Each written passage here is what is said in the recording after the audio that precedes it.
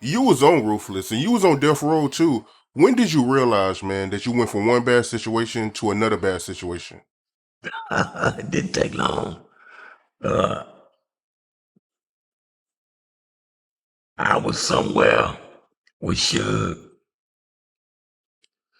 and he had pushed up on this dude, this old Beverly Hills guy, and he pushed up on him so hard that you could just see the fear of God in that man.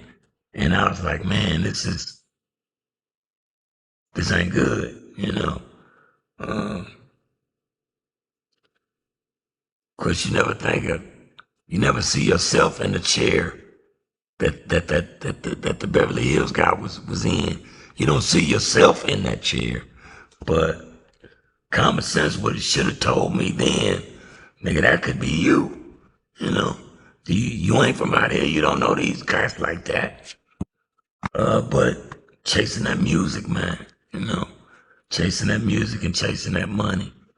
And when you just don't have a purpose to what you're doing, then you liable to get yourself in any kind of BS. But like I said, go back to it. That's my path. I had to walk it in order to get right here with you today, bro.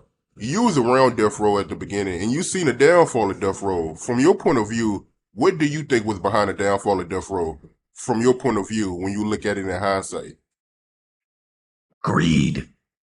Greed is always the downfall in these kind of situations, right? One person gets power and control on four corners of pieces of paper, and everything is messed up after that, right? Because you lose that element of camaraderie when it's supposed to be about us. Then it breaks down to the individual. What's mine? This is mine, and it's hard to create like that. Uh, uh, it was greed, but the saving grace, at least as far as my career is concerned, has always been Dr. Dre.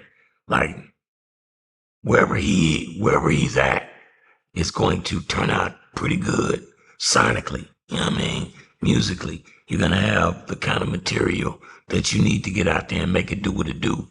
Now, Suge was just blessed that he caught a genie at a bottle when me and Dre was making that transition, you know. And he's the kind of dude that could push a lot of buttons that needed to be pushed, and he did that very well, you know. And then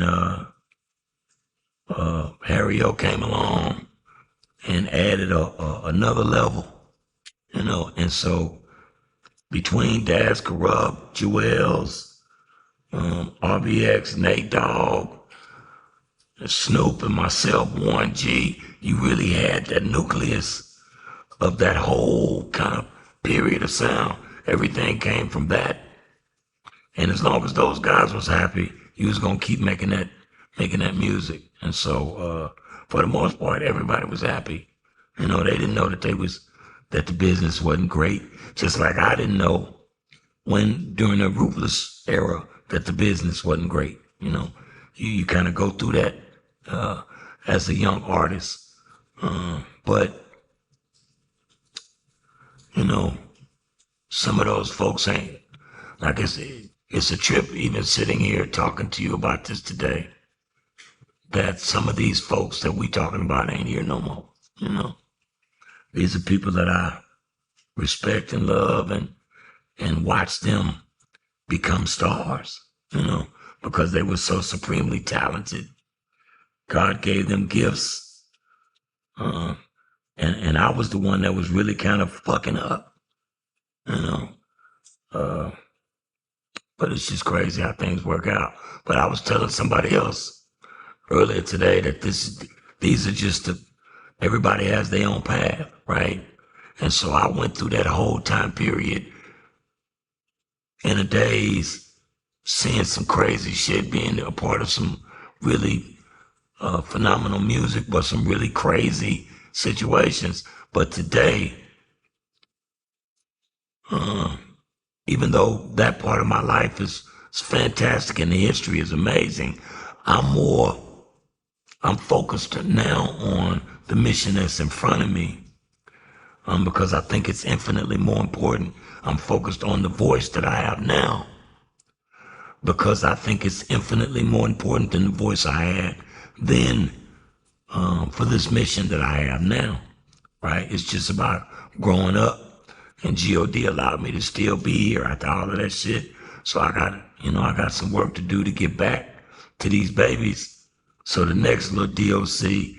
or the next Snoop Dogg or the next Erykah Badu, when they get into the game, they can get into it with knowledge of who they are and control their interest instead of letting somebody else do it for them.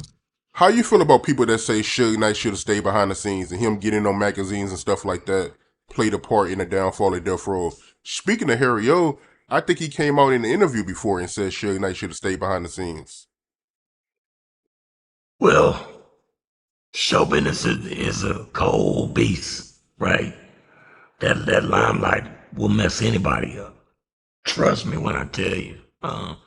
Power and money and powers is money and power don't make you. Money and power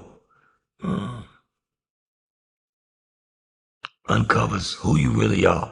You know, whoever that person really is, that's who's gonna come out when the money and the power come. And so that's who Suge was, right? Are you as good a label if he don't be? You know, the whole East Coast West Coast thing came about from that. Like, if you take one of these people or their personalities and change any of it, the whole story changes. So everybody had their part to play. Suge just played his. I mean, he played his role, you know. And the situation that he's in right now, which I wouldn't wish on nobody, is a part of the role that he got to play.